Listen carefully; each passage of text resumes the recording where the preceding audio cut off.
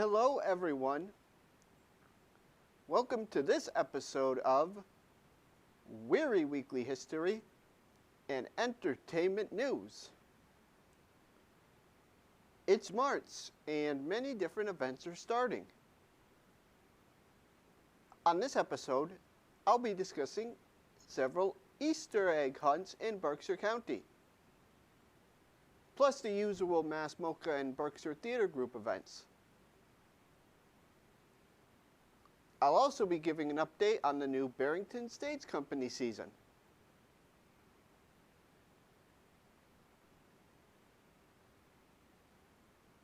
First, it's time for this episode's trivia question. This episode's question is, when did the Berkshire Highlands Pentathlon start? Now, for this episode's local headlines. We will be starting with a very special holiday, Easter. In Pittsfield, they will be hosting an Easter egg hunt.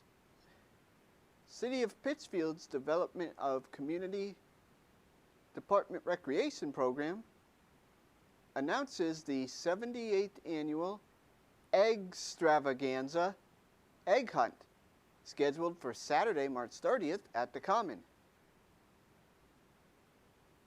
The event starts at 10 a.m.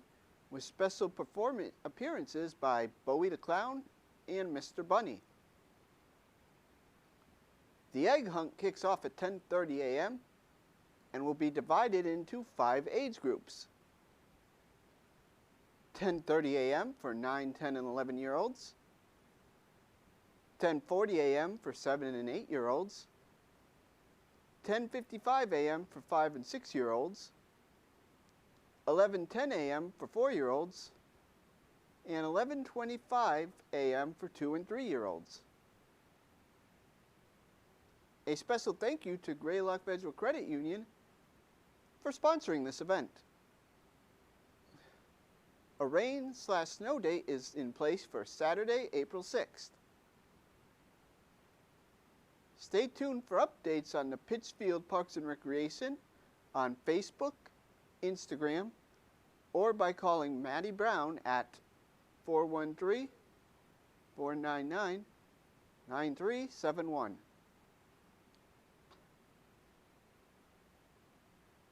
Also, in Lenox, the Ventfort Mansion will present its annual Slavic Easter egg decorating demonstrations and instructional workshops. Lenox resident Taza Sprague, who will again lead the workshop, learned the technique many years ago for her Czechoslovakian mother, Maria Krofta. Times are still to be announced.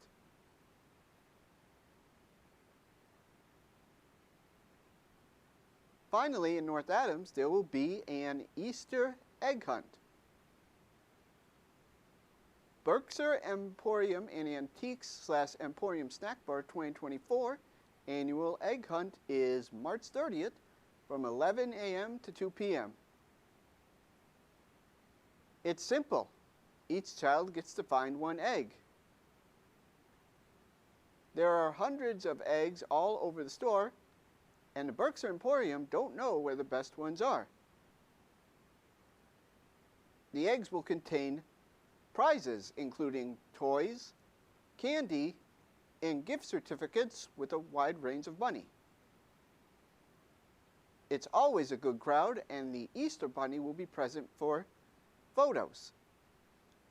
Hop on down to Berkshire Emporium on 59 Main Street in North Adams. For many more Easter events, visit iberkshires.com. Next, we will be going to Mass MOCA for a dance performance. Flamenco Intimo, or Intimate Flamenco, is an artistic creation by Siduri Garrido, with original music by award-winning guitarist Jose Luis de la Paz. It delves into the intimate interpretation of personal artistic emotions through the art form of flamenco. This work premiered in 2016 and has become a cornerstone in the company's repertoire, evolving and nurturing from the diverse personal experiences lived over the years. This performance is a unique tradition of curated flamenco traditions interwoven into a contemporary vision, evolving the artist as the artist continues her journey. Garrido masterfully integrates flamenco's rich history, preserving its authenticity, while infusing it with a modern and innovative spirit.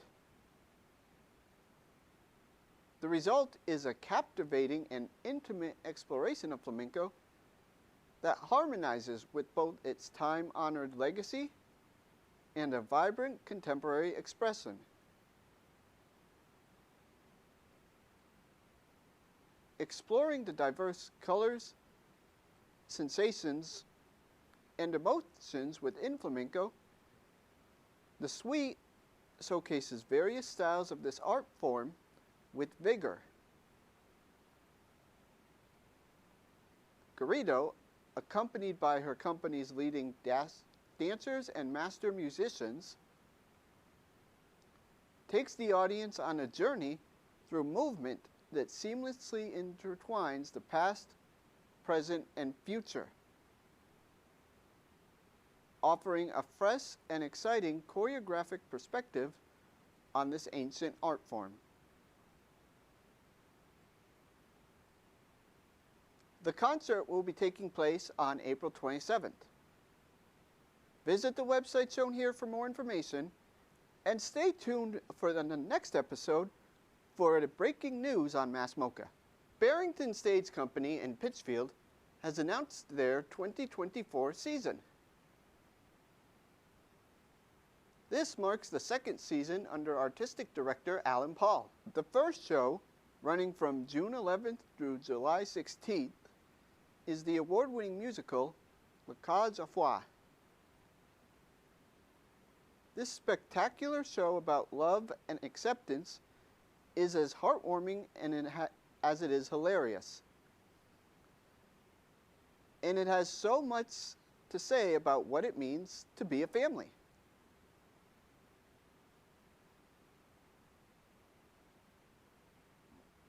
Next will be the play A Tender Thing, running from June 25th through July 20th. What if Romeo and Juliet did not die as teenagers, but lived on into old age? Ben Power has brilliantly taken Shakespeare's words, rearranged and reimagined the play's scenes, and the result is a provocative tale of lasting love and commitment. First staged by the Royal Shakespeare Company, this version of Romeo and Juliet is about the deep, caring relationship that can only be forged by time.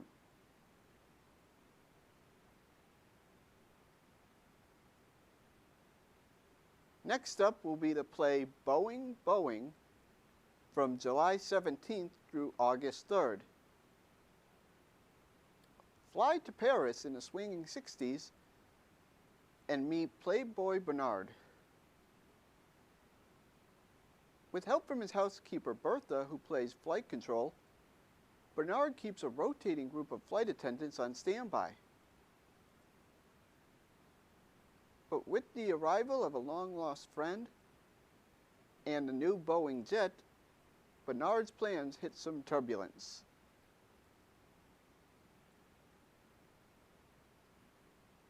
After that will be the world premiere of Forgiveness from July 30th through August 25th.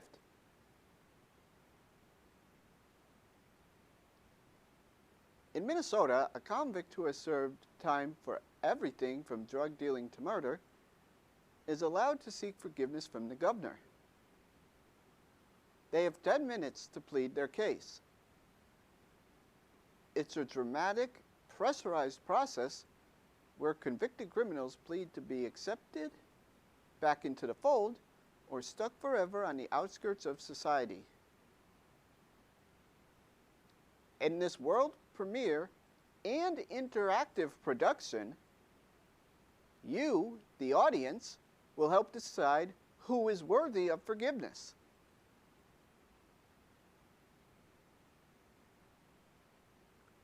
The next show will be Next to Normal from August 13th through September 8th. Director Alan Paul infuses his production of the Pulitzer Prize-winning rock musical with live video and multimedia,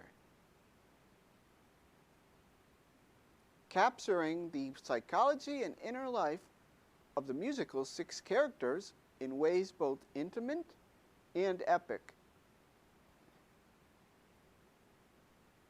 Centered around a family's ongoing struggles to overcome their issues from their past and the underpinnings of suburban life, Paul's all-new production blew DC audiences away when he was working there. And now it's coming to Barrington Stage.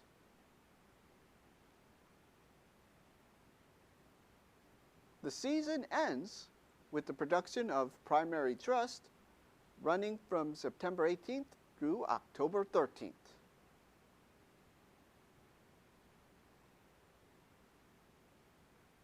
Tickets are currently on sale. Visit barringtonstagecode.org/2024-season to purchase them. Speaking of theater, our next story is of the Berkshire Theater Group's Jazz Festival finale.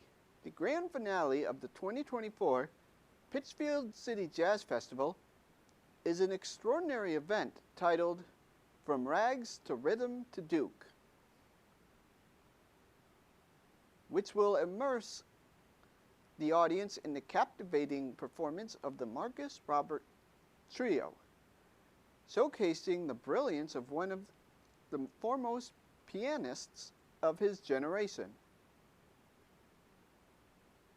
The trio will present a diverse musical journey featuring Marcus Roberts' original 12-movement anthology, From Rags to Rhythm, alongside a special performance to Duke Ellington on the occasion of his 125th birthday. Marcus Roberts' remarkable journey, highlighted in a 60 Minutes episode titled The Virtuoso, traces his life from Jacksonville, Florida, and the Florida School of the Deaf and Blind, to his illustrious career as an award-winning performer and composer.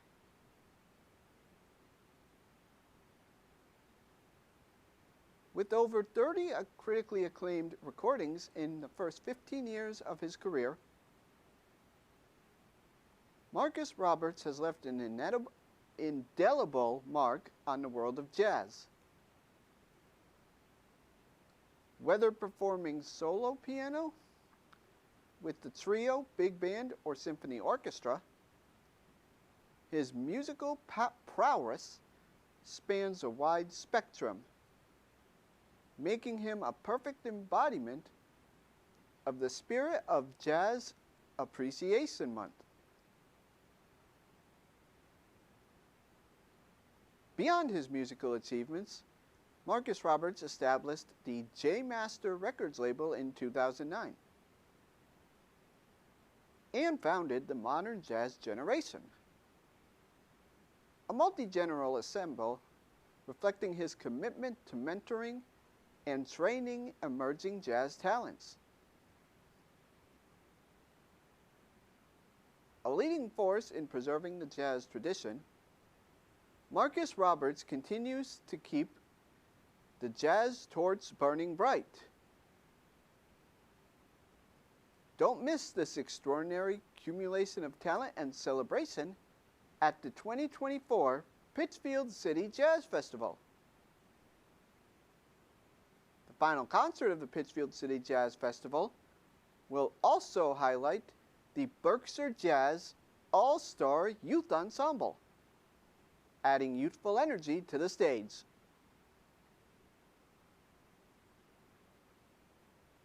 This will take place on April 27th.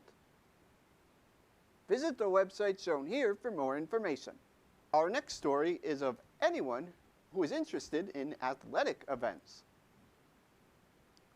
The small town of Charlemont will be hosting the Berkshire Highlands Pentathlon.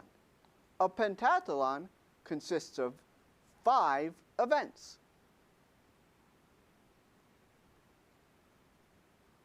The race starts at Berkshire East Ski Area.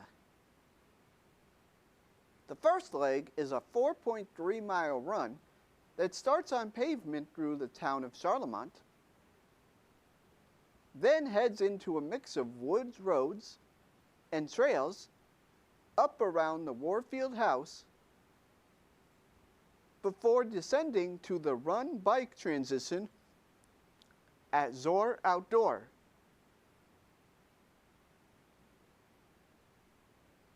The bike leg is a rolling out and back 18-mile road course that heads west on Route 2 before turning onto Zor Road and proceeding up to the Hoosick Tunnel.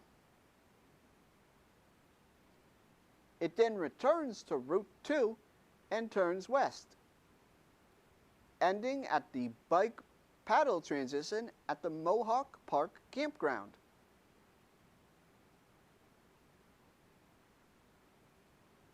The paddle canoeing leg starts with a short run from the parking lot of the Mohawk Park Campground down to the river. Boaters then go left upriver for a short attainment section before rounding a buoy and heading back downstream. The course is just under 2 miles of Class 1 paddling, with another spot that can be a Class 2 where another small river joins the Deerfield.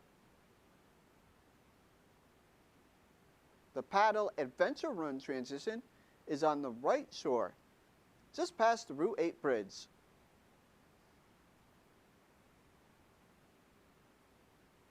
The adventure run is about 1.75 miles of mixed dirt and pavement. It heads up the road to Berkshire East, then around the perimeter of the parking lot, where several small obstacles will be located, then up into the base area and out into a wooded area surrounding the tubing park. The adventure run finishes heading down to the main base lodge where the adventure run ski transition is located. The climb and ski area ascends and descends of the competition ski trail in front of the main base lodge. Athletes climb or ski up and descend down through a course of gates to the finish. Come join the fun this year.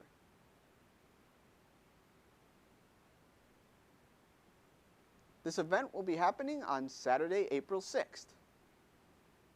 It will be held rain or shine. The race starts at 10 a.m. for all parties. Visit the website shown here for more information. The Berkshire Highlands Pentathlon also brings us the answer to this episode's trivia question. As a reminder, this episode's question was, when did the Berkshire Highlands Pentathlon start? The answer is 2012. The event started when it was inspired by the Olympic modern pentathlon. It is obviously different from the Berkshire Highlands one. The Olympic one consists of fencing, swimming, show jumping, pistol shooting, and cross-country running. Interestingly, the 2024 Olympics this summer may be the last for the modern pentathlon, as it is currently not listed for the 2028 Games. This is because of a lack of interest in the sport. It's now time for this episode's history portion of WWHEN. This episode, we'll be taking a trip to the Berkshire Museum. In 1903, Berkshire Museum founder Zenas Crane, inspired by such institutions as the American Museum of Natural History, the Smithsonian, and the Metropolitan Museum of Art, decided to blend the best attributes of these establishments in a new museum for the people of Western Massachusetts. Thanks in large part to Crane's efforts, the broad and varied collections of the Berkshire Museum include objects from virtually every continent, from important fine art and sculpture to natural science specimens and ancient artifacts.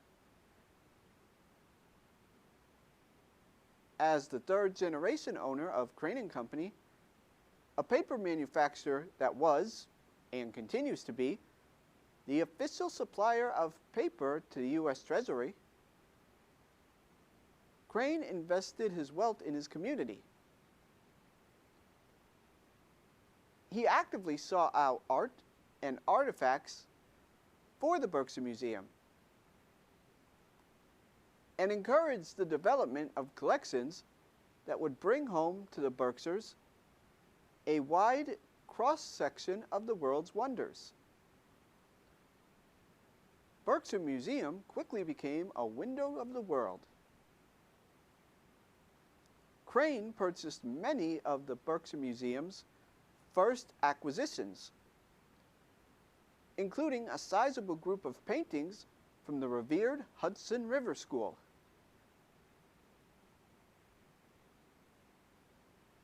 Significant works by Albert Bierstadt and Frederick Edwin Church were a part of this early collection.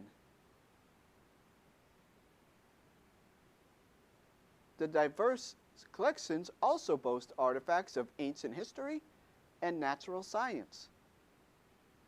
Fossil collections, a 143-pound meteorite, an Egyptian mummy, shards of Babylonian cuneiform tablets, samplings of early Mediterranean jewelry, and representations of Berkshire ecosystems, including local mammals, birds, reptiles, fish, insects, plants, and minerals. Also, Berkshire Museum is the repository for objects associated with the lives of well-known American figures in history.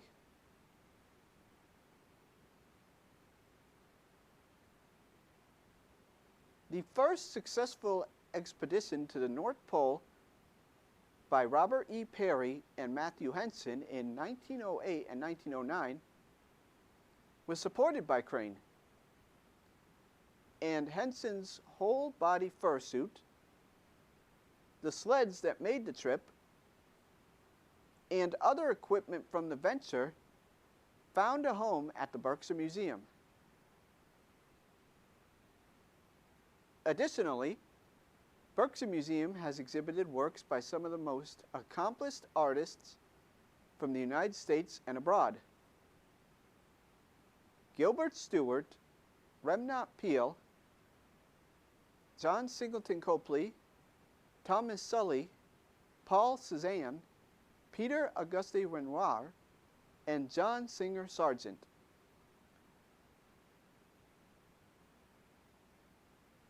In 1930s, the Berkshire Museum was the first to commission 2 site-specific mobiles, which was then a unique form of art, from Alexander Calder, who became one of the most significant artists in the 20th century.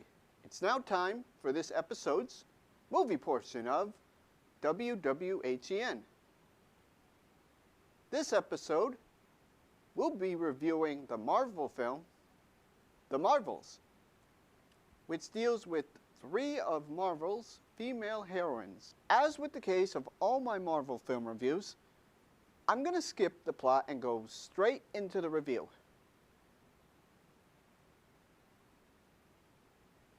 Like all of Marvel's films, the fight scenes in this movie are great. This is the shortest Marvel film to date, and that's not necessarily a bad thing. It doesn't overstay its welcome. Unfortunately, this is where my praise of the Marvels ends.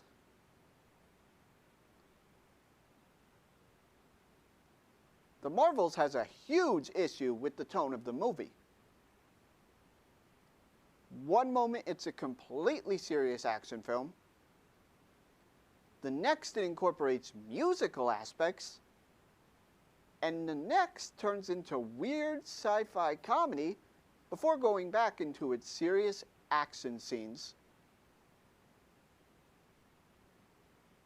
These shifts are jarring and don't make sense within the film. Also, in the past, I've talked about how some Marvel movies have a problem with continuity lockout, where it's necessary to view previous Marvel movies and shows to understand the current one. The Marvels is no exception, but it is really bad here. Its continuity lockout streams exclusively with the streaming shows, and it treats viewers who haven't seen them, as the saying goes, so sad, too bad. Marvel has not been doing well lately. The only films I've appreciated post-Avengers Endgame are Black Panther: Wakanda Forever, Guardians of the Galaxy Volume 3, and Shang-Chi and the Legend of the Ten Rings. These movies understood their audience and didn't incorporate the TV shows that much, where most of the newer ones, the Marvels included, seem lost. This was the lowest grossing Marvel movie to date. Part of it does have to do with last year's strikes, but the other has to do with quality. It was due to these and other reasons that, besides Deadpool 3, Marvel will be taking 2024 off. I'm sorry, but on a scale of 1 to 10, I give the Marvels a 6. That ends this episode of Wehry Weekly History and Entertainment News. If you would like to watch this or any other WWHEN episode again, you can visit Pittsfield TV's and CTSB TV's websites shown here, or visit NBCTC's Facebook page.